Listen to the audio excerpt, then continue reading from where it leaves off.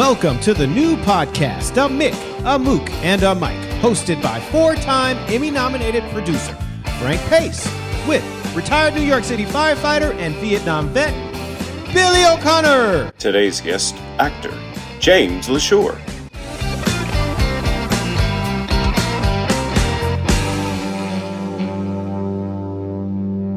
My brother Frankie, how you doing today, pal? How you doing? How are you doing today? How's your waggle? All right? It's still there.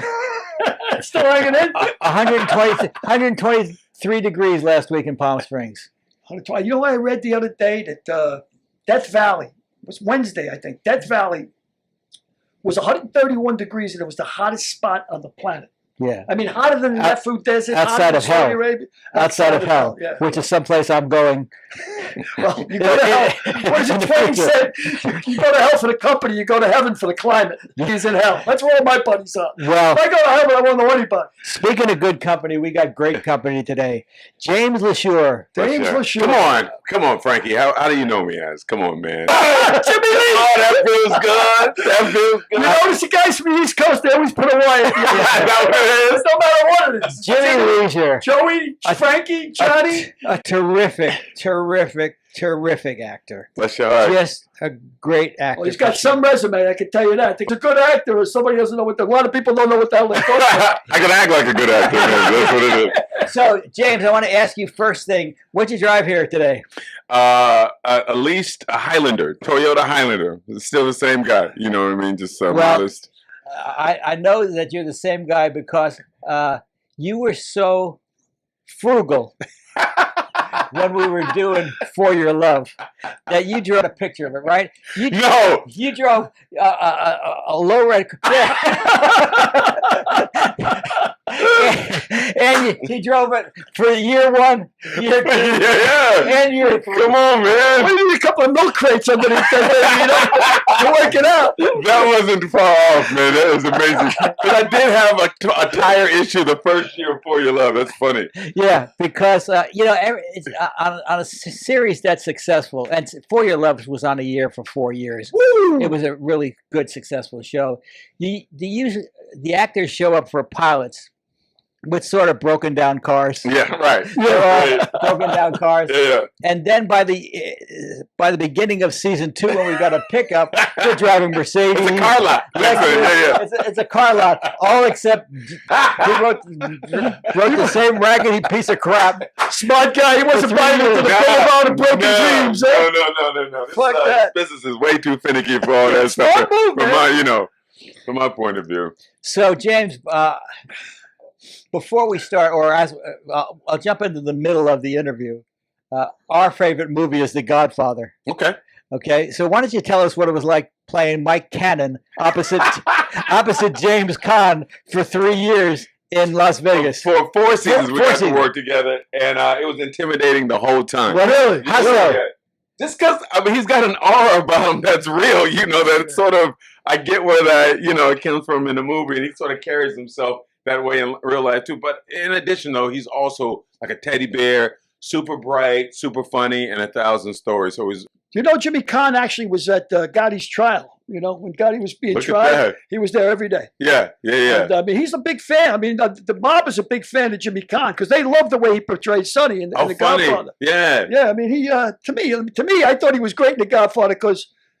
To be honest, I grew up with a lot of those hot-headed guys, hot-headed kiddies, like they super like this believable. thing, and then the guinea smoker jacket, He was terrific. Why you got to be guinea? He wasn't guinea. They were guineas. Why can't it be Italian? Why got to be guinea? What is a guinea? What is a mick? And what is a mook? I know what a mic is. But what's a guinea?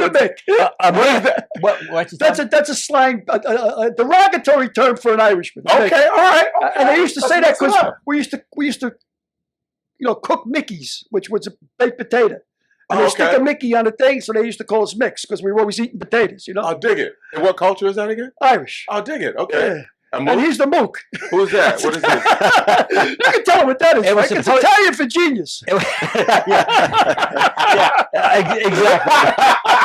It's Italian for genius. What a compliment.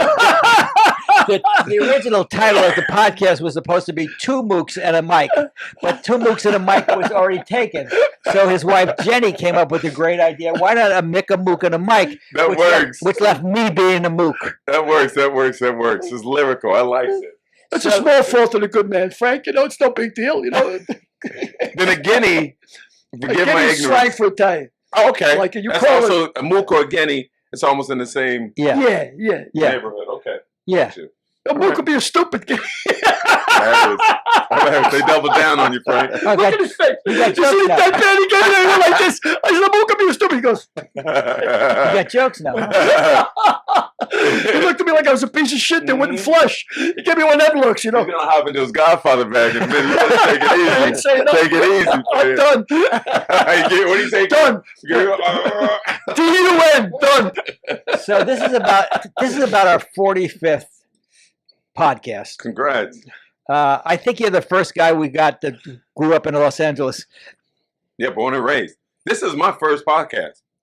Really? This is. We're honored. It says, yo, yeah, we are. Yeah. Virgin territory. I'm here now. I'm glad you're my first, Frank.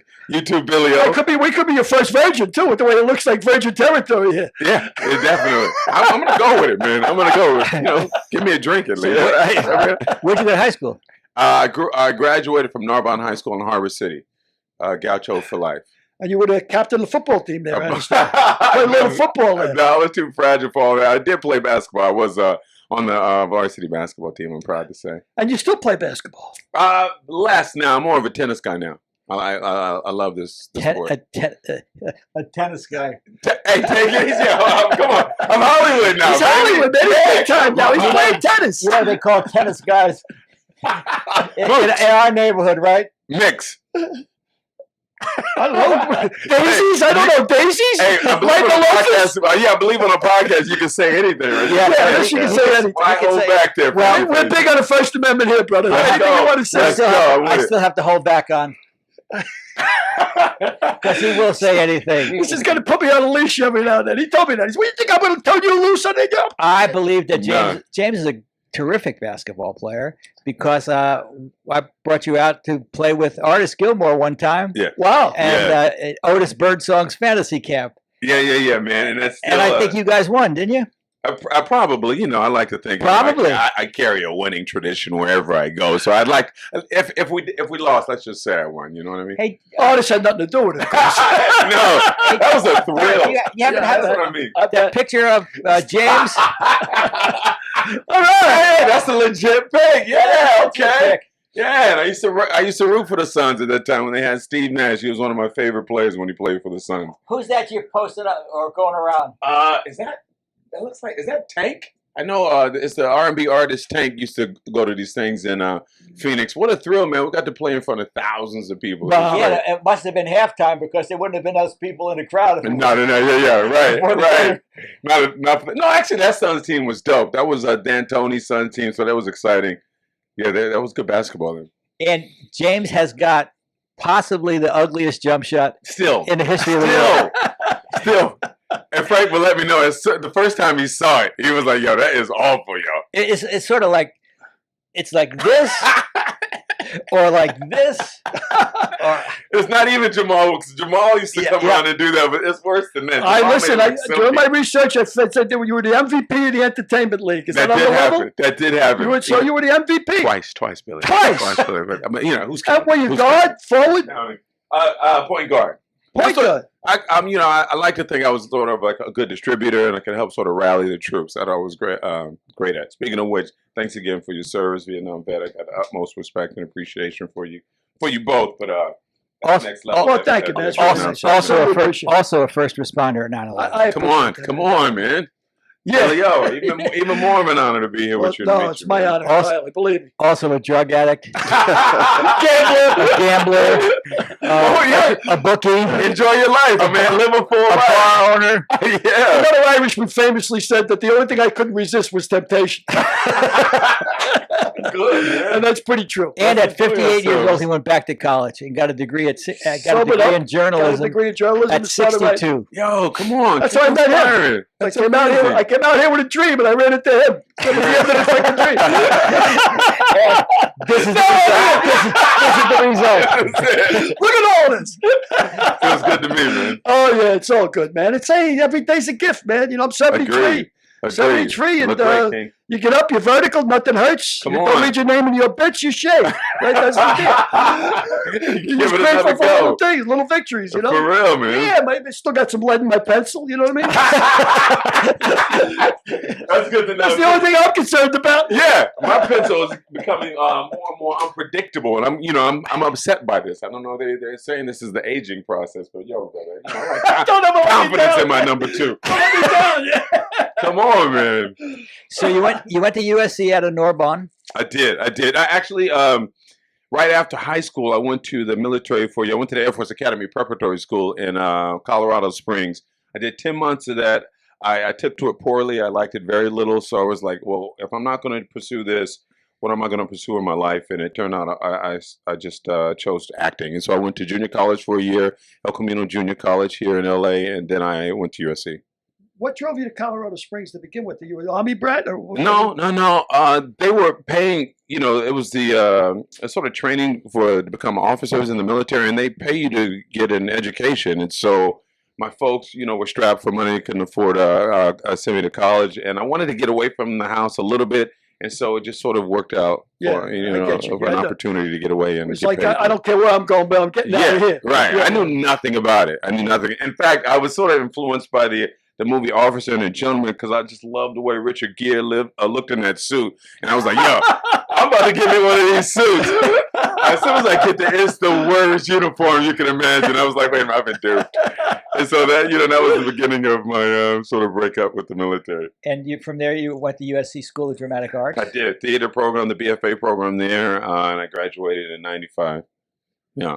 So well, I'm really interested in your little stint in England when you went to Canterbury. Really, that happened. In that. And you Shakespearean actor too, a little bit of Macduff, Othello. Yeah. That was a theater company here in Los Angeles that I joined after USC. It was the New One Act Theater Ensemble. It still may be here in Hollywood. They normally did original plays, but every once a year they would do something classic, and so we did Macbeth that year, and that was a thrill.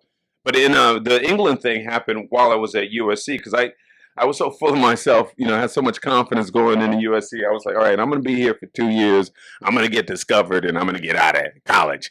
And so 2 years came, and nobody was checking for me, and so I got really sort of frustrated. But there was an opportunity through school to go into the overseas study program in England. And so I was like, well, since nobody's checking for me here, let me go and do something over there. And so I just hopped over there for a year, got to do plays and stuff in England, and That's it was a great experience. Yeah. But you really had that wanderlust. I mean, you didn't care where they were sending you, just get the hell out. You wanted to see it all. Yeah. Yeah. That's how you got to Vietnam. Yeah. That's exactly how I got to Vietnam. No, seriously. That's the truth. I was 18, no money, growing up in Right. the Bronx. It was 1966. Right. And I said, well, I can't go to college. My old man got no money, Right. it's either go to work or, join the service. Yeah. And I said, well, at least if I go to Vietnam, I got a chance to something. fight back. Yeah. My old man, it's just, this guy just beat the shit out of me every day.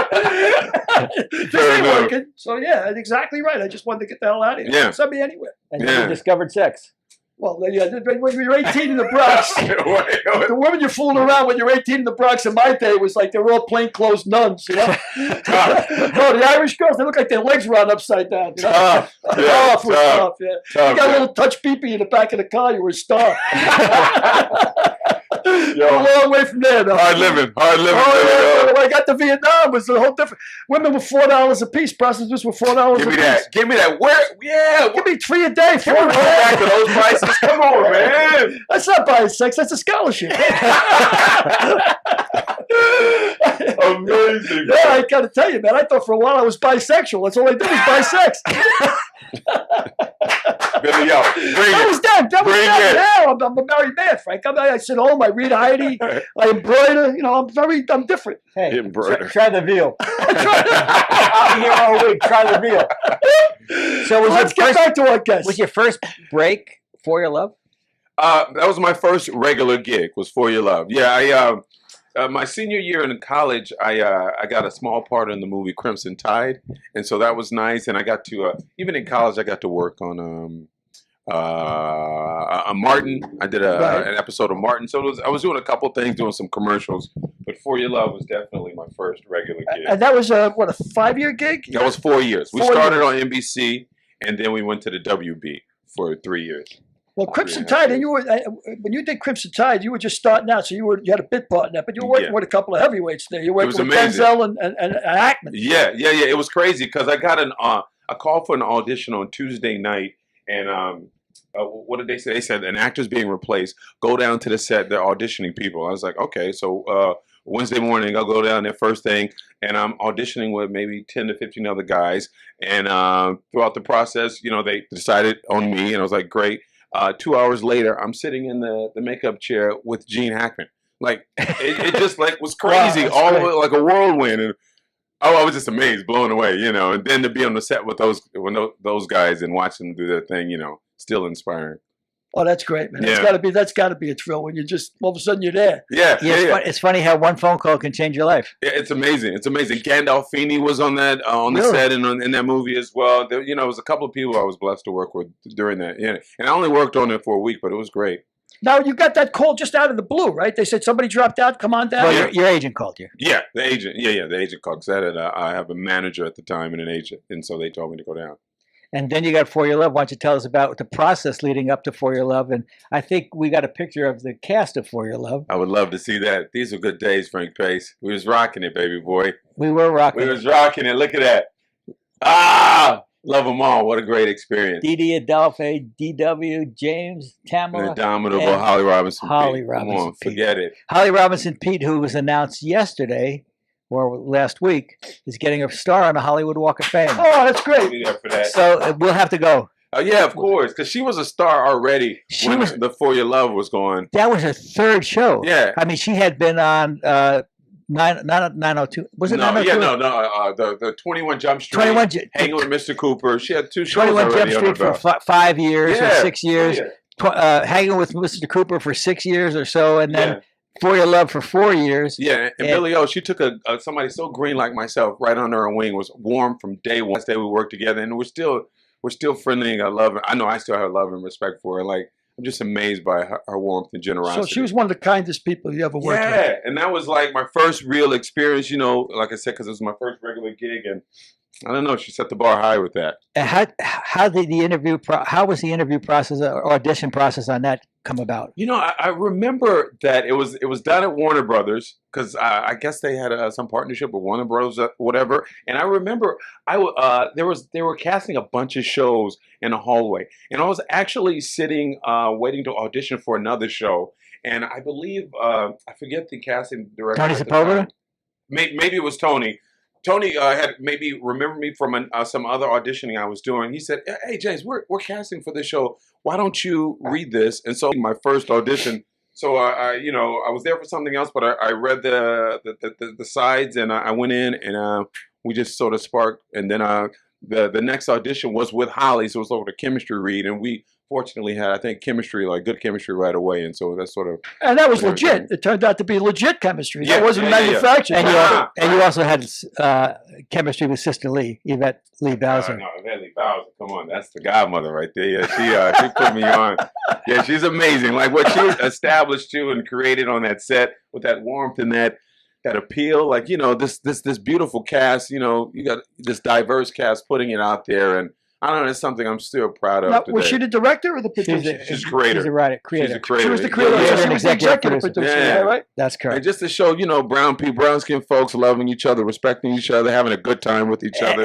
And being more than servants or exactly. thugs. Exactly. Yeah, I think you were a lawyer, weren't you? Yeah. A lawyer that was in love, and devoted to his wife. And these are images that I still support, and I'm grateful to have played. So yeah, it's great. And her son Drew is in the College World Series this week in Omaha, Nebraska. Look at that. So she's up there sporting her red shoes and being the loudest person in the audience. That's what she does. Yeah, proud mama. Oh, amazing. Yep. Yeah, I was hearing that he's excelling at that. That's great. He's a 6'4" third baseman. Beast.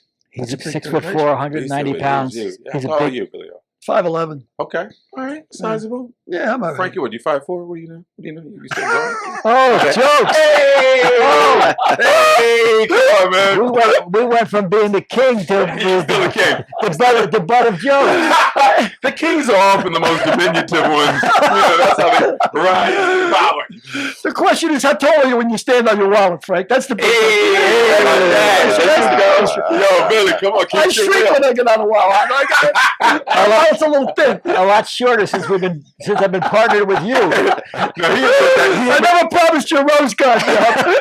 He hit me with that frugal shot, so I had to come back. It took a while. But I'm not 5'4". You are frugal. Frugal's a nice way of saying it was cheap. Frugal's a nice way of saying you're a cheap prick. He's a cheap prick. I like to think I've become more generous, but when it comes to me, I'm still frugal. Well, you're smart enough, man. In this racket, like you said, probably the steadiest gig you had was For Your Love, right? You knew every week you were getting a paycheck. Yeah. Well, that has to be a relief. It is. It is a nice sort of comfort. I mean, we should, at the end of the season, you got to see if we're going to get picked up or whatever. But once you get into the season, there's a sort of an element of comfort there and reliability that feels good. Having a place to go. Having a place to go. But then you almost immediately went from For Your Love in Las Vegas, didn't you? Yeah, I'm a super talent, Frank Pace. I thought so Hollywood needed me to have on another show, and I was willing to answer the call. And I thank you for making your 150th podcast appearance today. Well, that's a good podcast. He's the man. He's the man. I'm going to walk away from it after this one, baby. How's it going to get better? What are you saying? Come on. So on Las Vegas, you were working with my good friend Nikki Cox. Yes. And you were working with a lot of talented people there as well. Yeah. Did you shoot that in Las Vegas, or you shot that in LA and just went to Vegas once or twice a season? The first 2 seasons, we shot a lot in Vegas. We were at the Mandalay a lot. We were at the Green Valley Ranch. And then, after the show sort of took off, they built a replicate casino here in Culver Studios. And we had this huge, amazing set, this casino that felt so real in it. Yeah, it was great. Yeah. That is Mandalay Bay, isn't it? Was that picture taken at Mandalay Bay? I think so. Yeah. Yeah, but I did comedy there one time in that room. See, I can't believe that, really. And this cat here and this goddess here were the 2 biggest reasons why I wanted to do this show right there, because I was a big fan of Nikki, her talent and her physical beauty, and then the work with The Godfather. I was like, I really wanted to do this show, and Josh Duhamel's not chopped. I didn't know anything about him then, but I got to know him, and Josh he's a stand-up kid. Well, you made him.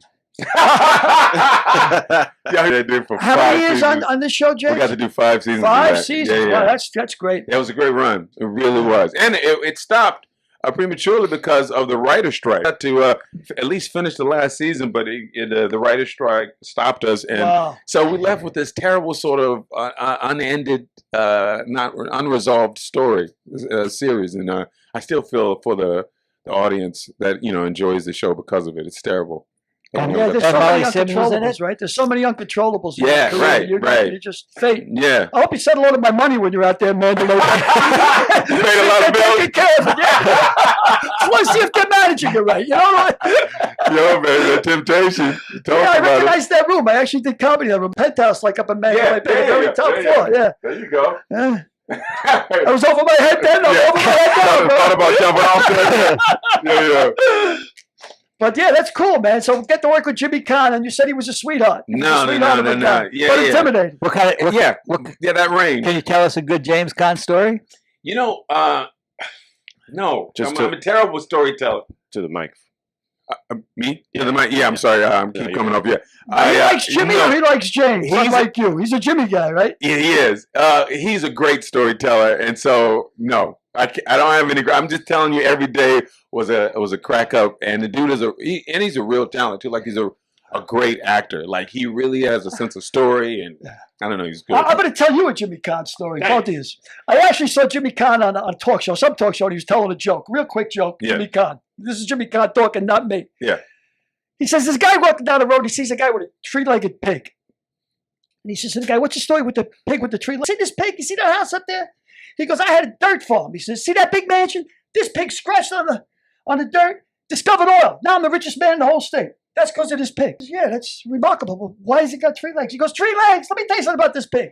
He says, Mike, my house is on fire. This pig ran into the house, woke up all my children, woke up my wife, saved my whole family. That's this pig right here.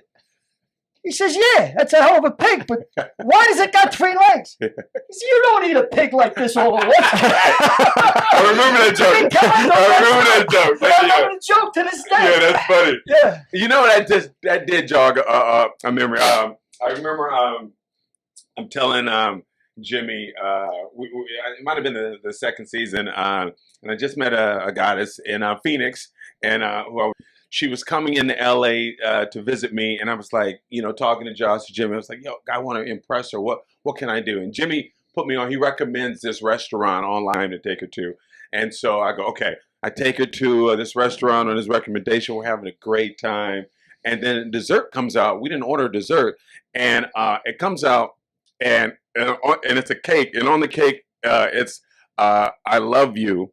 Will you marry me? Or something like that. Like Jimmy sent out like as if I was proposing to the young lady. Jimmy, I love it. Yo, and so we're both looking at the dessert like, yo, what is this? And it was Jimmy that that's so New York, man. It was so dope. Break your balls. That's it was great. so dope. Yeah. That's great, man. That is a So great he's story. that kind of funny dude. Yeah. And that's a show of affection. He broke your balls. That's no, I got mad love for him. Because honestly, too, there was a more sort of serious note. I lost my sister passed when she was 34 years of age. We were shooting the pilot for this show. I was going through that. My family was, I was going through that. We were getting through it. So it was like the second or third season, and a storyline had come up, and it reminded me of my sister. And we're working on the day. It was just Jimmy and I on set, and we're working, and I started getting emotional to the point where it was uncontrollable. I couldn't stop my emotion. So we had to shut down production, and I'm just in the trailer, just emotional. And I remember that it was raining, like torrential rain that day. And Jimmy comes over to the trailer, is like, you know what? We're gonna leave work. We're leaving work, and he takes me over to a restaurant on Mulholland near where he lives, and he just took me out to a dinner. He said, "Listen, I lost my sister too. I know what you're going through." And he just sat with me for that evening. We had a meal and just chopped it up. I mean, I can get emotional thinking about this kid right now. He's that kind of real tender heart dude as well. I know the type. Frank Face. I know the type. So that's one of the stories that two of the stories that I love about that young man. And you did me a couple solids twice. Once on Suddenly Susan. Yeah. And also on George Lopez. Yeah, come on, man. That was you doing me a solid. Yeah. That was lovely working with Brooke. I got to work with her again with Yvette Lee Bowser in Lipstick Jungle. Oh, did you? Yeah. Because I think Yvette was at least producing on that, and that was nice. Brooke Shear was always dope, and George Lopez was fun as well. Wasn't Sandra Bullock a part of that as well? She was. Yeah. She was. Yeah. Is she producing that show? That's me dropping names. She was an executive producer because she discovered George. Oh, wow. Wow, nice. Well, her talent scout discovered George. He said, come see George. And she saw George, and she said, oh, let's do a show. Got to get him out there. Wow. Good on her. The right person seeing you. That's another thing, right? That helps. How many people see you? It's the right person seeing you. That helps. I've stayed close with Brooke. Oh, nice. Obviously, she wrote the foreword to our book, If These Lips Could Talk. And I worked with her again in 2018 when we brought back Murphy Brown in New York. Oh, great. So I went to New York and produced that show, and we had a lot of fun. Yeah, good. Yeah, she's solid. So after Las Vegas, your next steady gig? What was that? I think Uncle Buck? No, I think before Uncle. Yeah, I think it was. No. It was a show that. Good yeah, Girls? maybe it was Uncle. No, it was I want to mention Men at Work. He's got so much work. Yeah, I'm glad. He's got so much. I'm just sort of losing track right now, but I think it was minute work. If I had his money, I'd bring his credits read like a petition. All I see is names. Come on, I'm trying to work hard like you two. You three. Forgive me, D. I see you over there. Yeah. So yeah, it was minute work. We got to hop on that down and there do with the three. D. You didn't call him Derek. You called him D right away. You see that? That's what we got to do. We got to get with the jargon. Come on, man. Hey, D. Come on. So yeah, we worked on that for 3 seasons. The late great Jamie Tarsis was I think a showrunner on that, and with Breckin Meyer, who is somebody I enjoy and really love his writing style, and that was great. That was great to do. We did that for TBS, and then I think we did Uncle Buck for ABC, and that was cool. Got to work with the guy that's Nia Long and Mike Epps, who's a crack up, and Yeah, my guy from my high school, Kevin Meaney, played Uncle Buck the first time around. The white Uncle Buck. He played Uncle Buck. No, I thought it was Candy. John Candy. John Candy was in a movie. Okay. In the first version of Uncle Buck on TV. Oh, funny. Kevin Meaney played Uncle Buck. I didn't know this. What was the television version of it? 1992, 93 on CBS. Oh, wow. It lasted 1 season. How long years last? 1 season. Maybe they should remake it. Yeah. For all the spying actors out of this, stay away. Or maybe just remake it and call it Rocky. Just when you guarantee 37 seasons. They'll probably remake it as a Latino version, Uncle Buck or something like that. Something. With George Lopez. They got to do something. Yeah, Theo Buck, I guess. How about your boxer, too? Huh? You like to throw your hands around. That's great. Just one. That lasted a season, too. I got canceled after that. That was when I was studying over there in England. They had a little boxing club. I was like, I grew up watching, Sugar Ray Leonard and Muhammad Ali, and I love this sport. And Hagler and Hearn. So I said, let me get my hands at it. And amateur fight, I did win. And I walked away from the game. Good for you. Yeah. It's like jumping out of a plane. I did it. Yeah, I did it once. I did it. I'm cool. I said I was going to do it. Undefeated, baby. Take that, Rocky Marciano. Yeah. Yeah. 59-0. Big deal. Come on, 1-0, baby. Just keep it nice and clean. And you do some work for sickle cell, too. That's kind of admirable. Yeah, I got a chosen brother who's been afflicted with it, his whole life. And it's tough to see him struggle with it. Fortunately, he's doing his best to be healthy and stuff right now. And he's in his late 40s now, and he's still living with it. And rare for somebody dealing with that. What are the symptoms that disease has? What does it do to you? Excruciating pain all over his body. He describes it to me as if little ice needles are in your veins all over your body, and it's debilitating. Like he can't move. He just He's paralyzed. Yeah, because it's just too much pain. And of course, the pain is relentless. He doesn't get any break. No sleep at night. No nothing. And there's nothing for it. And so he'll get painkillers. There's nothing for it. There's nothing for it. He'll get painkillers and just wait for it to pass. And it'll sometimes take 3 or 4 days. And, these episodes can happen maybe, 5 to 8 times a year.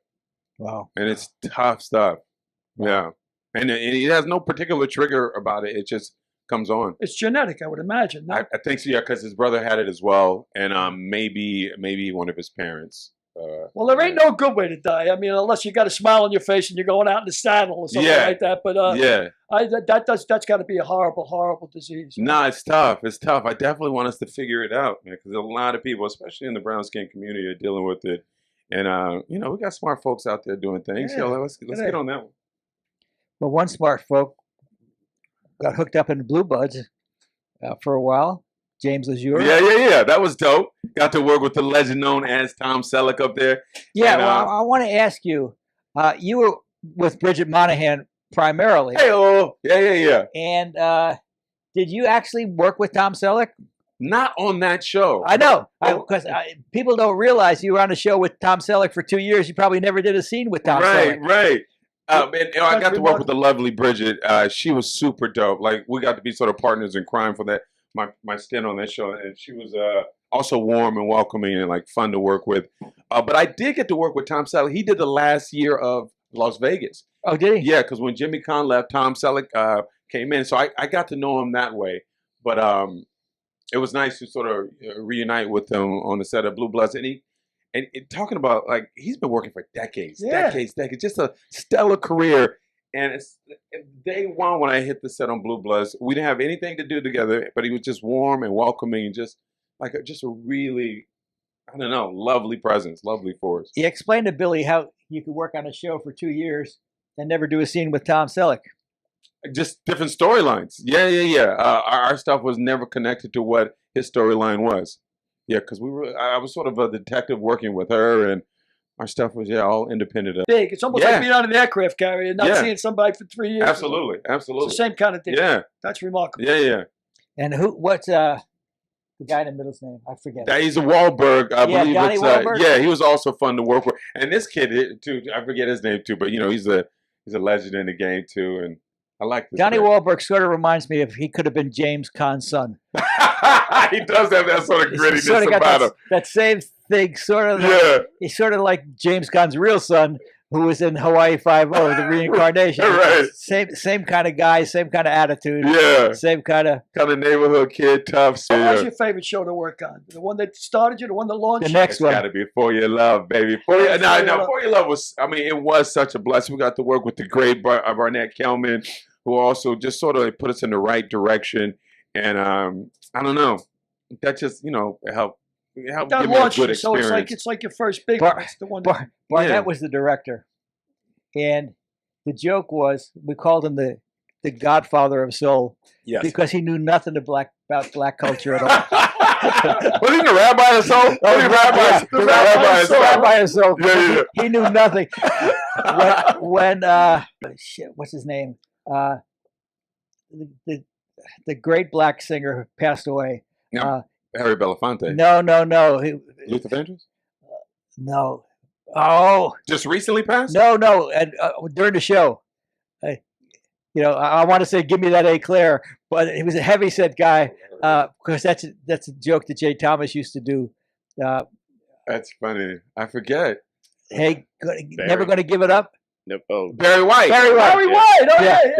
When Barry White passed away, everybody was talking about it at the table reading.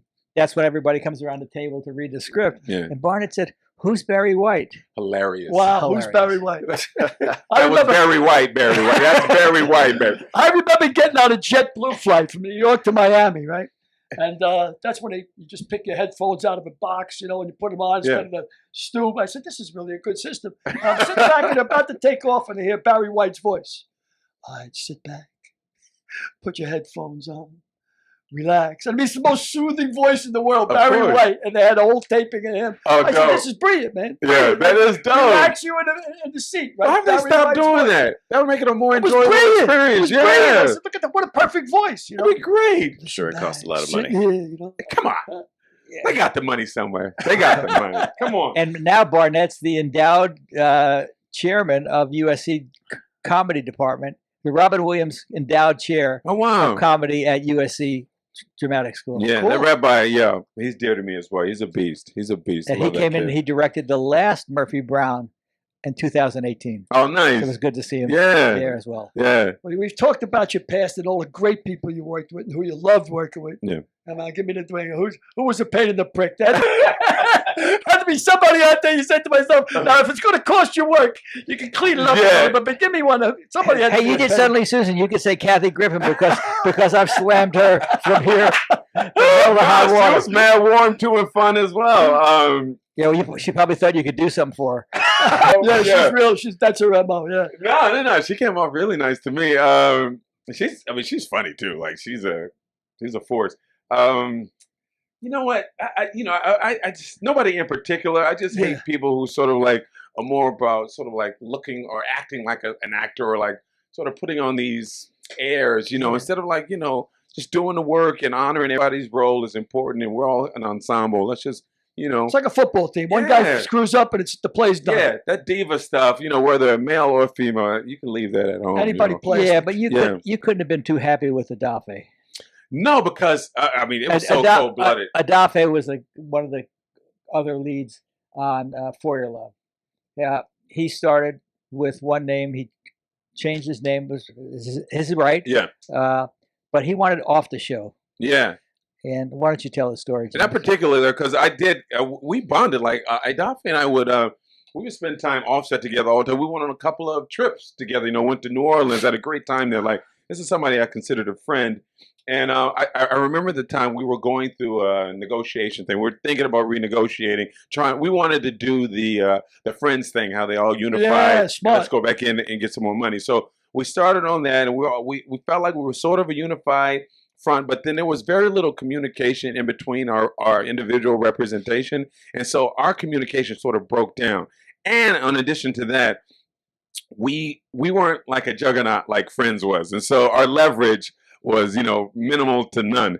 And so at the end of the day, we decided, you know what, let's just go back, let's honor our contracts, and let's just, do the work. And I guess, you have to ask him, he had a different take on it.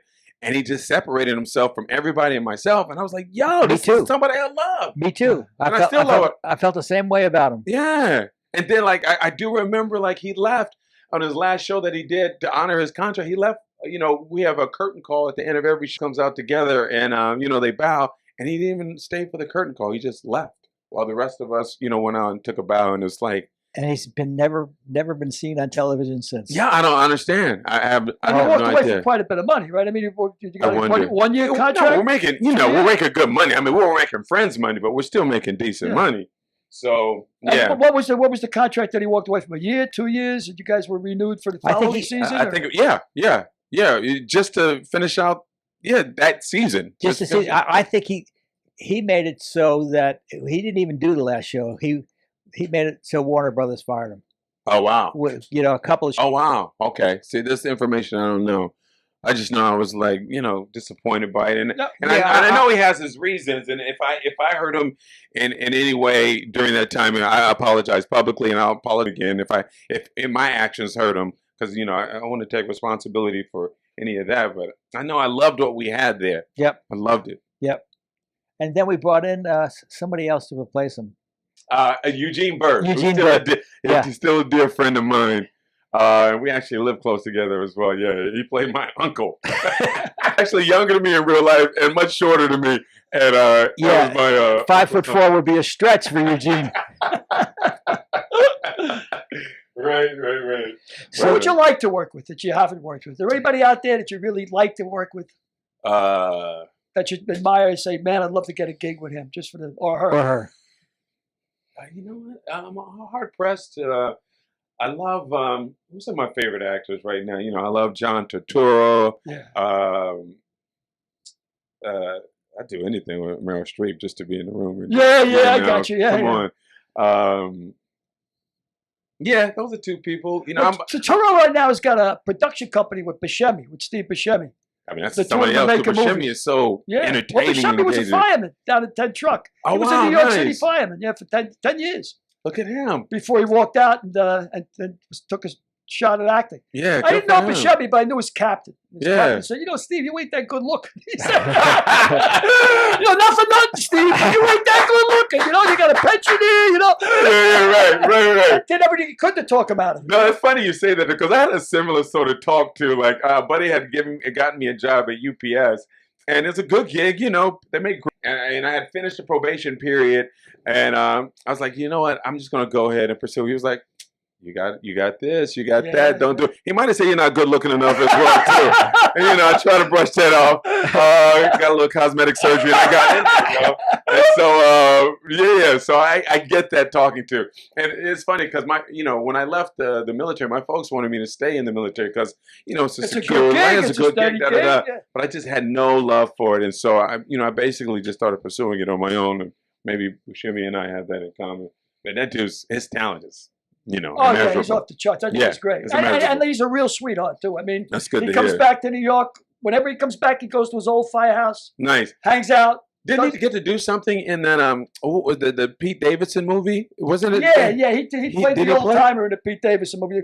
Staten Island. Yeah. Wasn't he a fireman in it? He played the old timer. Oh, that's great. The old guy in the firehouse. Billy doesn't like that movie. Oh no, I liked the movie. I didn't think the movie was that good. I mean, I thought the actors in it were good. I'm a big fan of Bill Burr. Bill Burr was terrific in it. Miss Marissa Buscemi, of course, is Buscemi. Yeah. And I think it was just a different era to me. I'm looking at the things that Davison was talking about, smoking pot. Well, I've been smoking before. Right. So not that so much, but the tattoos, it's a different culture, like That's a fair different enough. age. You know, hey, look, everything is subjective. Yeah. All art. And you know that world too. I mean, Yeah, so and that's why when they did the pranks about opening up the water, and I'm saying, come on, that's pranks 101. Yeah, you know what I mean? right. We're Yeah, beyond that shit. I got right. stories about shit that we did in the firehouse that beyond belief. Right. So, but having said that, I love Buscemi. I think he's terrific. Yeah, me terrific too. actor. Me too.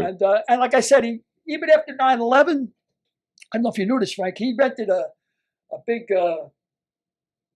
loft down by Greenwich Village and had all his Hollywood friends come, and he put up for all the booze. He paid for all the booze, all the food. Buscemi, come on, man. And first responders, cops, firemen, you're all welcome, you know? Yeah. Come on. And the Hollywood friends were there just so the firefighters and people could meet with him. Yeah, exactly. Amazing. So really a sweetheart of a guy. Yeah. I actually worked on the dig for about 3 or 4 days with no notoriety, nothing. Yeah, Put on his old turnout coat and went down there into that mess and worked the dig. That's what I mean. When somebody does something great from here on out, we got to say, you just Buscemi'd it. You just Buscemi'd Yeah, like We that. got to change that. Hey, D, Come on. you Buscemi'd it. Buscemi'd it. Wait, hey, take it easy. You just got me a water. Take it easy. Nah, you Buscemi'd it. I like that. Yeah. That's the real deal. That's the real Ain't deal, a man. fireman I know that has a bad word to say about that. Dope. Yeah, he's the real Come deal. on, man. Great I guy. mean, have that legacy in your life. That's He's a huge. Sweetheart. Yeah. So yeah, Jeffrey Wright. Let me mention Jeffrey Wright. He was another actor that I just like. Jeffrey Wright's a great guy. Yeah, crazy talent. So, yeah. So then you told us about the past things you do. What do you got coming up? I noticed you're working in a shot with Andy Garcia, right? Yeah. We you know, hopefully, I would love for somebody to pick it up actually, because we just finished like 3 weeks ago. We worked on a show called Rebel for ABC. Right. It's sort of Now, a pilot. Excuse No, me. we did. We were fortunate to do 10 episodes. It was It was the great Katie Seagal plays this character who's based on the life of Aaron Brockovich, you know, like the civil advocate, and working with this whole cast was dope. Tamala's over there again. Tamala Jones. Do you see Frank Face? You see her in the red jacket? I do see her. That's funny. Yeah, we got to play siblings on this show. It's amazing. And then working with Andy Garcia, you're talking about a complete actor, thorough through and through, and still committed to the job. Never takes a down off, even when he's doing his off-camera work. He's still giving you a performance. He's giving you something to work with. I mean, this kid's a legend in the game, and he's still giving that kind of effort. I mean, I'm inspired by him, and yeah. So hopefully we can find a home someplace else. We'll see. Working with those kind of pros, it makes you better, obviously. I mean, For me, it does. Like you're talking about being a point guard, distributing the ball. When you're working with guys like this, it's got to be. Yeah, Katie and Andy, I'm like, okay, I know these kids are bringing it every day. Katie's like, she's the #1 on this drama, which means she works like 30 hours a day. And, you know, she's doing it seemingly effortless, but I know how much effort it takes. She's got to carry so much dialogue, do so much as an actress, and it's like she does it. It makes it look easy, and I'm like, wow, she's a real deal. So real like talent. Frank talks about on Murphy Brown, that Candace is in 90% of the scenes. Yeah. So the weight is on her shoulders. No, It's the yeah, same thing. and that kind of heavyweight. I mean, it's hard to measure that the amount of energy it takes to do so. So and also with Katie is such a good actress. She went from Married with Children to Sons of Anarchy. Yeah. I mean, you cannot. That's some stretch. Right. You cannot get That's amazing. more than that. Yeah. And you know about her singing background. This was yes. news. I didn't know that. She's a backup singer to Bette Midler. Yes. Is that right? Yes, like a real deal rock and roller. Yes, he yeah, was. I I'm screw sure like a that. backup singer. You know, it's the way I screw. I screw like a backup singer. If you see me screwing, I look like a back. I look like one of the pips. I look like one of the no, you just took me to that $5 Asian Vietnam, dude. That is $4. Hey, what are you trying to rip me off? Don't rip me off, man. $4. You're like, no deal. Really, yo. How is Tamala? He's great. I'm scheduled to go see her later on today, man. Oh, so, give her my best. I will too. If we'll, let's take a picture. Or Yeah, something, for you know. sure. Yeah, For yeah. sure. She had a good gig on Castle. Yeah, she was doing that for minutes. Over 6 or 7 years. Yeah, and I'm, speaking of carrying a heavy load, pardon the expression, on the show. Like she's like Katie's partner in crime in this. So Tamala's great, and I'm doing a great job on the show, and like it's so much fun to be working with her again. I would be interested to hear her take on. Hey, yeah, of course. Cause she knew I'm closer than that, because they had the love interest thing. I don't know, man. And why aren't they showing any more episodes of For Your Love? I don't know, but I maybe can do something about that now because Warner Brothers owns it. So I'm going to suggest that they put it on HBO. I would love that. How many people are listening to this out here? Let's get something. Let's get a movement. Let's get it going. There are millions of people out there tuning in. That's right. Put your pen to paper and make this happen. Let's make this happen. But Yvette and I said quite a lot. Yeah. And I always go, here, take your little key that was to Adolphe in the pilot. She goes, here, take your little key. So James, tell our listeners. I'm sorry, I didn't mean to interrupt your thing. Tell our listeners what's the status now. You got to wait. You cut 10 episodes of this. And they aired them all, and ABC already dropped it. They've already passed on another season. So I think the creators of the show are maybe shopping around at different people. I mean, it happened For Your Love. I would love for it to happen again with this show, but sometimes. And probably a lot of your problems with that will become actor availability. Like Andy's working all the time. Yeah. So as soon as his deal is up. Yeah. The extension deal is up. He's going to be gone. That makes sense. And probably Katie too, and probably a lot of the other people. Yeah. And of course, if the network would be obliged to have to match that to lure them back or whatever. Right. So the likelihood thins. Is that right, Frank? It's likely. It's tough. Likely. I mean, we were blessed. Yeah. When NBC dropped For Your Love and WB picked it up. Yeah. That's one of the few times that I've heard of that ever happening. And no, it was so sweet. It was relatively seamless because we stayed on the same stage, stayed on the same studio. Yep. It was great. Nothing really changed. It was great. Yeah. You did Divorced? Oh yeah, I got to do that with Sarah Jessica Parker. Come on, man. Come on. Keep the hits coming. I'll take it. Yeah, got to go out there. And who was the co-star in that? Thomas Hayden Church. What is Thomas Hayden Church? Yeah, is that isn't Thomas Hayden Church? Yeah. This dude is hilarious. This dude's a talent and a funny. Yeah, he was in Wings, wasn't he? Yeah. Oh yeah. Now I got the face. And Sideways. Remember the movie about yeah. It was terrific. With Paul Giamatti. Yeah. Terrific. Crazy good flick. About the line, up Napa Valley. Yeah, it was really good. Yeah, I'd like to give him another shout out too. A picture of Sarah Jessica with James.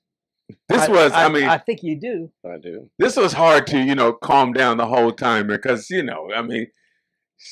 easy on the eye. She's an uber talent, and it's like, just to be in it while she's doing her thing. Oh, I know that. I'm having these sort of responses like I'm just sitting at home watching her on Sex and the City or some other, Yes, and this isn't exactly Beauty and the Beast either. No, I'm serious because James, you can definitely carry your load with Sarah Jessica Parker. I'll take that, man. I'll take that. And I want to say that some people say that Sarah Jessica Parker has a horse face, so that if there was a Beauty and the Beast, she can horse around with me anytime she wants. If there was a Beauty and the Beast, you'd be the Beauty. No, I respectfully disagree. This one was also with, and one of the I'm gonna say something that is supposed to be private. She still uses a BlackBerry, and I still use a BlackBerry, and I thought, that's a goddess. That's a supreme goddess who's willing to go against the grain. She's frugal.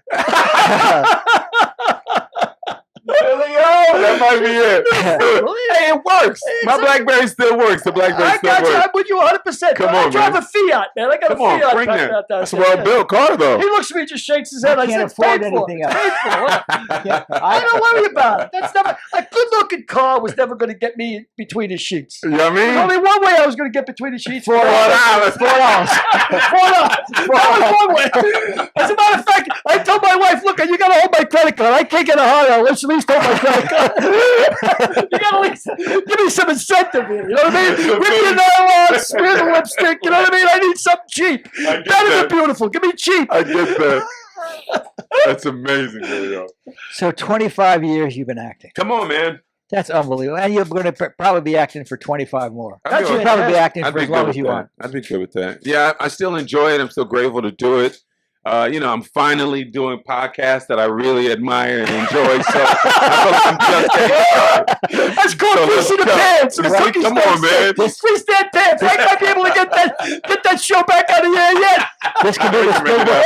This can be the springboard to your career, James. If any move can make it happen, it's this move right here. This move over here.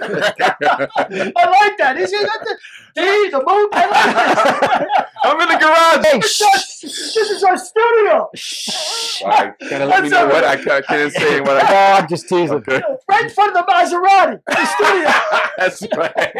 Yeah, if there's a Maserati here, it's not James. We have a live audience. They just know to be quiet. Thank you, live audience, for being here. Thank you, live There are audience. millions of people out there. Look at that guy in the third row. Looks like he picks his teeth, this guy. I don't know.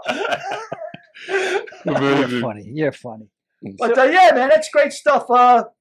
So, I mean, obviously you want to keep working and you got to be flexible, right? This whole racket's about being flexible, isn't it? It is. Staying alive. It is. I mean, I at this point, I prefer to do shows that I enjoy and I'm proud of and enjoy the work environment. But you're not in control of that. I mean, and so you look at the electric bill and you look at the script. right. And I've definitely taken jobs just for, the check because I want to keep the heat on. So, but I prefer to do like shows like Rebel and For Your Love, shows that I can be proud of and enjoy the work environment as well. Because let's have a good time while we're working hard. Well, speaking of proud of, I mean, I want to go back again to your bout with Macduff, in Shakespeare. What is your favorite Shakespearean play? What is it? Really? You know I what? You're trying to test my. I'm not trying to test the knowledge. I think Venice, Hamlet, Macbeth. I don't know. He did it in college. Who's your favorite girlfriend in college? Girlfriend in college? Whoever would lie down. I love you. Lie down. No, just lie down. No, I really love you. I love you. I really do. Lie down. Fair enough, though. Especially coming out from that background you were telling me about with the hard leg nuns. I would say, what is it, Romeo and Joanne? Romeo and Juliet. I'm not familiar with that much. No, it's it would probably be Macbeth because I really got to delve into that one, and get behind the words and in between the words, and I was really happy with that production. That's hard stuff. Yeah, it's challenging. It's challenging. Yeah, but it broadens you, I guess. It does. And that reminds me because I feel like I was so happy to be working with Krista Vernoff on Rebel because she's a prolific writer, a great writer, and I was challenged by her writing as well. And so it was nice to be challenged by the work as well, and be and I think her writing is beautiful, and so it was good to be a part of it. Yeah. What else? You're well, brother. I'm just living in it. You got any questions? Jamie Foxx parties. Never one invite. I guess I'm outside of the cool crowd. All good. It's all good. He just doesn't want to tell us. No. I would tell you. But I have bumped into that brother a couple of times. But we used to play in that basketball league. It was the NBA Entertainment League. And so he was in Phoenix with us. And he was like, always a chill dude, like really funny, just a genuinely funny dude and friendly. So that's all I know about Jamie. Who would you like on your really team? Talented. On that NBA Entertainment League? Who was the one guy you'd like to have on your team? I got to give a shout out to Mike Westfall. He's the son of Paul Westfall, who recently went to a better place. But Mike Westfall was my shooter. Like, I bring it up the court, and I needed a three, and I hit it Mike Westfall, and he was like deadly with it. It was nice, yeah. Paul was so quite nice. a shooter himself. Yeah. At USC, there was one year they were number 2 in the nation that they didn't win the conference championship, so they couldn't go to the NCAAs. Oh wow! Look at that. Yep. Paul was a beast too. He was a beast. So their sons in Phoenix, man. They love that team. Yeah. They're going crazy this year. It should be good. It should be good come Sunday, man. Looking forward to that. Did you see that game last night? So good. It was unbelievable. It was a losing great by game. like 30 points. Yeah. At the half. It was crazy. Yeah. Down by 50. The announcers are saying they could come back, and I'm going to listen to these guys. What was last night? Well, Clippers played. Yeah, they played at home. They were down by just 22 and a half. Yeah. No, this airs Wednesday. Okay, this is Ash Wednesday. Talking about Did you get your ashes the other day? You're talking about last night. All right. What happened to the By the way, yes, every week. I've got to read a reminder. He makes the same mistakes. Remember how dumb I used to be? I'm better now. I'm telling you. I'm smart. I'm not dumb like everybody says. I'm smart. So man, I mean, I got a kick out of reading about the one stint with the boxing and then basketball and the little football in high school. Billy, I'm trying to be like you. Little softball. Softball. Softball. We got to win the championship. Did we beat Frazier that year? Because I remember Yvette's husband, Kyle, going, "Down goes Frazier. Down goes Frazier." We we beat Frazier for the championship. Sounds like Marv Alpin, right back in the Knicks glory day. Down goes Come Frazier. on, give it up to Marv too. He's about to walk away from the game. But he, come on tonight. There's a guy who's frugal enough to have the same rug he had 40 years ago. He's never updated his rug. That's the same rug. That's amazing. That's incorrect. No, it is. He's had the same rug for 50 years. Respect is working for him. I used to love Marv. And Frazier's back. Yes. Yeah. Yes. Yeah. Oh, I love that. He was a great announcer, man. Yeah, still is. Yeah, his it son was great. And his son is, and his grandson is, and his great-grandson is. They're all. Are they all in the game too? Well, I don't know about the great-grandson, but his son and his It's grandson. like the Billy Graham family, right? They just keep coming back. Yeah. They keep speaking to the next guy. I guess so. Or the Mannings, they're doing that now. Yeah, the Mannings are doing that. Oh, Yeah. did you see that promo for the GE College Bowl? Mm-mm. Well, the Mannings have a third brother named Cooper, Okay. and he's sort of the third brother. He's the Fredo. He's the Fredo of the family. I got you. So that fulfills the. He's the Fredo. That covers of the another family. segment of the show. So in this GE College Bowl promo, that the colleges play against colleges in a quiz show, like a quiz show, like Jeopardy or something. Okay. And not Archie, Peyton. Peyton's the MC, Okay. and Cooper is his sidekick. Okay. So they go through the entire promo, and Cooper says nothing. He says, "I'm here with my brother Cooper," because it's Cooper, but they pronounce it Cooper. Okay. I don't know what it is. And at the end of the promo, Cooper says, "Yeah." That's the deal. Like Fredo. That's it. He became the Fredo of the family. Amazing. In Instantly. that very moment, he Amazing. became Fredo. You know, I used Play to to your watch. strengths. Be quiet. You mentioned New Orleans before, that you went down there for the party a bit with your buddy. Yeah. And that's my home away from home. I love New Come Orleans. on, man. That's a great time. Come on. I've been there for the Jazz Festival, Essence Yeah. Festival, Mardi Gras. Me too. Yeah, And yeah, I love yeah. it even when there's nothing going on. Yeah. The restaurants are less crowded. Yeah. I went there for 2 weeks in 1970 when I came back from Nam and stayed 2.5 years. There you go. Yeah. It's that You kind of found your town. You vibe. know, Yeah. I said, this is it. What am I leaving here for? No, absolutely, man. Because I was blessed to do some work. I was shooting a film there with Josh Duhamel, and then I had a girlfriend at the time. She'd come and visit, and like we would, days off, we just go walking into town, and it'd be like 1 in the afternoon. There'd be some bar on some side street with a live band just giving you that business, man, Frenchman just Street. giving you that music, true. and it's like. It was maybe 4 or 5 people in the bar, but they are just rocking. It's like New Orleans is a special place. Well, when I lived in New Orleans, Archie was still the quarterback of the Saints, right? Oh, wow. Yeah. So, we used to go to Superdome, and pretty much they'd snap the ball, and the offensive line looked like wide receivers. They'd all go this way. And 19 guys chase Archie, and he'd be running around like trying to stay alive. Right. But so I remember his father. I was in St. Martin with a bunch of firemen on a sailboat trip, about 8 of us. And we're in a tiki bar on the island of St. Martin. And we're having a couple of drinks. And it was just after Eli had won the Super Bowl for the Giants. Oh, dope. When they beat the New England Yeah. Patriots. And who walks in the door but Peyton Manning? Okay. With a woman I assume was his wife or his fiance, and another couple. Yeah. And, we're 8 firemen from New York. We all had a couple of beers. Yeah. Right away, hey, Peyton Manning, holy shit, look at this, Peyton Manning, let me buy you a drink, blah, blah, blah, shake his hand, we're all proud of Eli. He goes, well, how do you think I feel about Eli? He goes, you're proud of him, Yeah, my brother. He goes, yeah. of course I'm proud of him, couldn't be nicer, man. Nice. We brought him around, he brought us around, Oh, dope. signed autographs, great guy. Now, the point of the story, he sits down to eat, well, fellas, thanks a lot, nice meeting. He's had maybe 2 beers. Yeah. He sits down, he's at the table, ordering dinner, and this woman comes charging up from the sand, Peyton Manning, holy mackerel, Peyton Manning, I love Peyton Manning. Can you do me a favor? Can I get my picture taken with you? He says, listen, lady, no disrespect. He says, I'll sign anything for you. But I've got a rule. After I've had 2 beers, no more pictures. Look at that. That's a smart Yeah, I get that. I get that. Brady should have had that rule when he got off the Super Bowl yacht. Yo, tossing that shoulder around. I love that dude partying, man. And then they carried him off the boat. No way. Oh yeah, they No had 2 guys making like it was him. That's my Hilarious. elbow. They carried me He off looked like public transportation. my Weekend with Bernie. Good on him, man. But how smart? I mean, Yeah, that's think smart, about the yeah. amount of money you're talking about in the endorsement. That guy's selling everything. Yeah, He's selling right. He Right. sells insurance. He's selling chicken. He's selling everything. Nah, he's staying aware, just like he was in the pocket. Yeah, no. I see how this is Yeah, I all got playing. it. No. Two beers, Two no business, pictures, sorry. no sign. No yeah. disrespect. Yeah. Yeah. It's all good. It's Smooth guy, but a understandable. nice guy, a sweetheart. Oh, it's good to And hear. I always like to hear that. You know, who's the good guy? Who's the Pareto? Who's the prick? Who's the Yeah, I wish I could give you specifics, but like I said, I can only give you general. You don't want to burn any bridges either. That son of a bitch! I know he was we're gonna talking. hire me, that This prick. podcast wants the truth, and I can appreciate the way you guys are running it here. But again, yeah, nobody, in particular. And I hope to always be blessed like that because, again, I just want to work with, good folks, and let's do great work and have a great And time doing stretch, it. and constantly stretch. Man, come on. 25 years, man. Come on. Just getting started.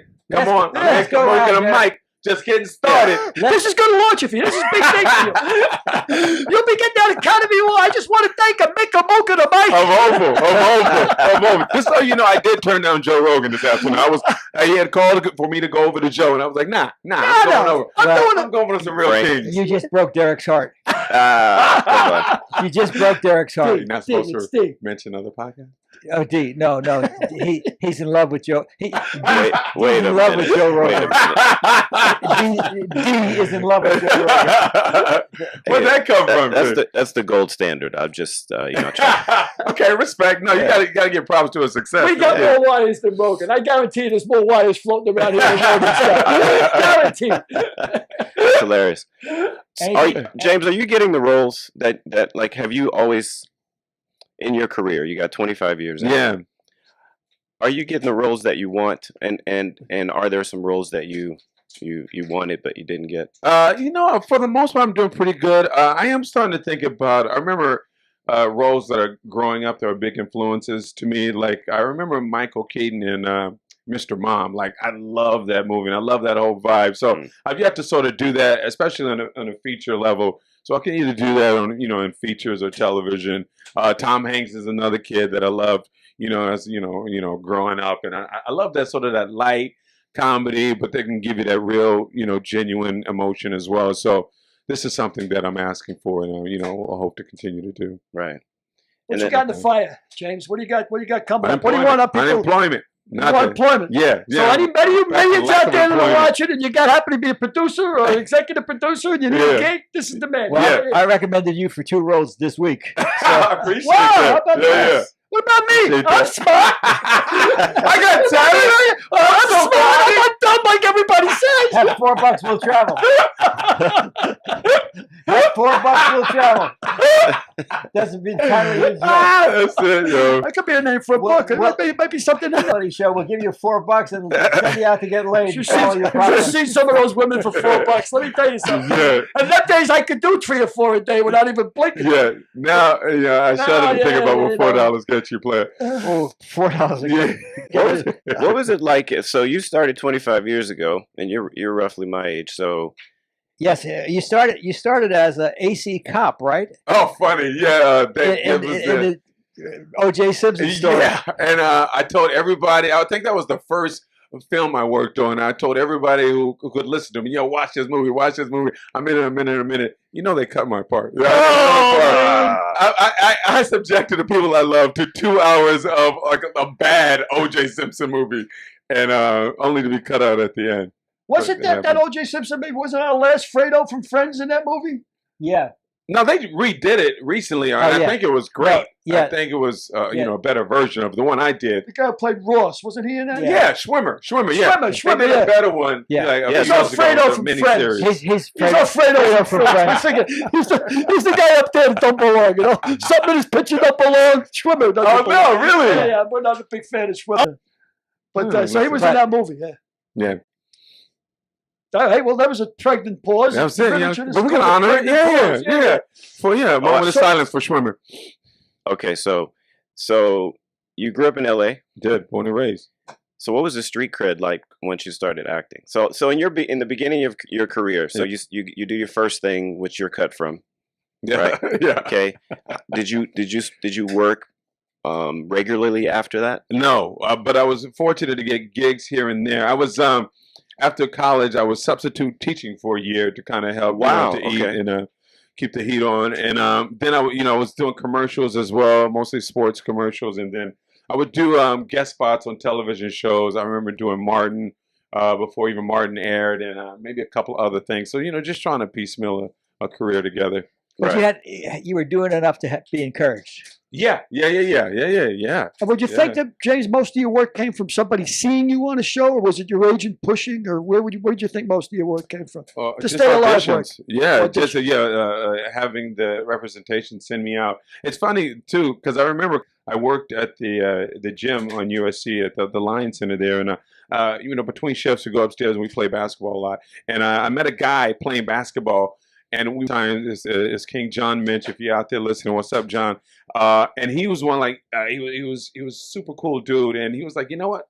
I do sports commercials. I think you should meet the agent that represents me. And I sort of met somebody through that, and that's how I got into SAG, doing sports commercials. And so it's like, is that your agent now? You met through him, or that sports you didn't agent, switch agents? Just the sports agent stuff. Went to the left, but I did get a manager while I was working at USC, and I'm going to USC, and so I'm still with that manager today. And so being in the right place at the right time again. Yeah, sometimes.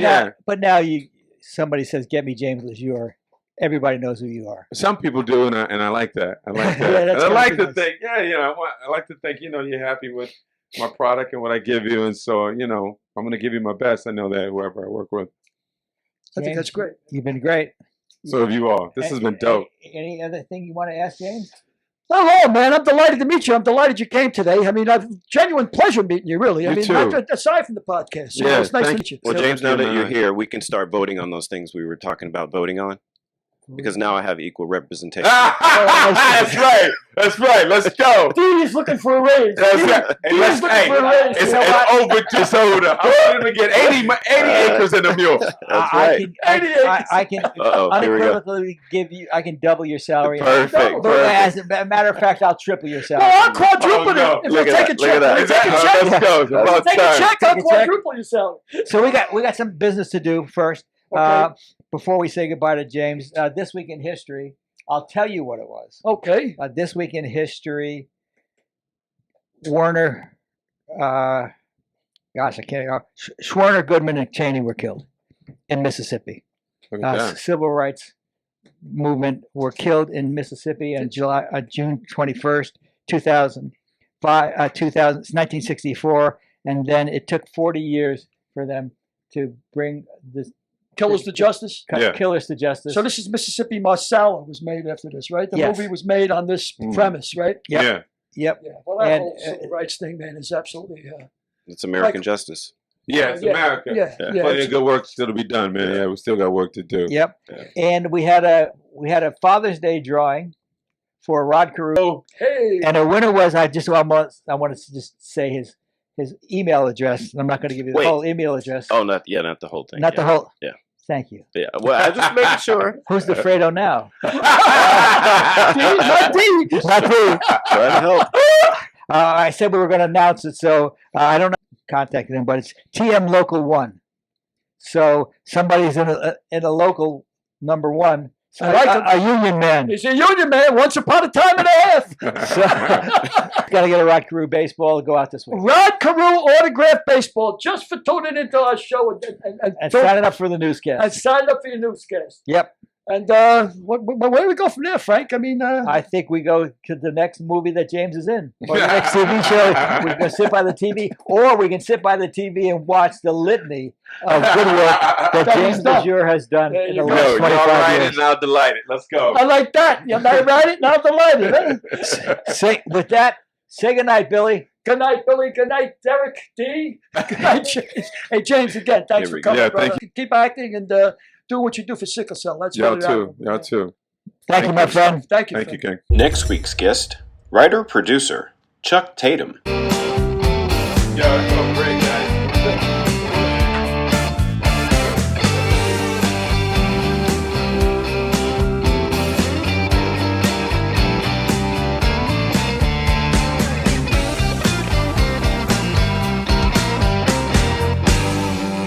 We'll see you next week.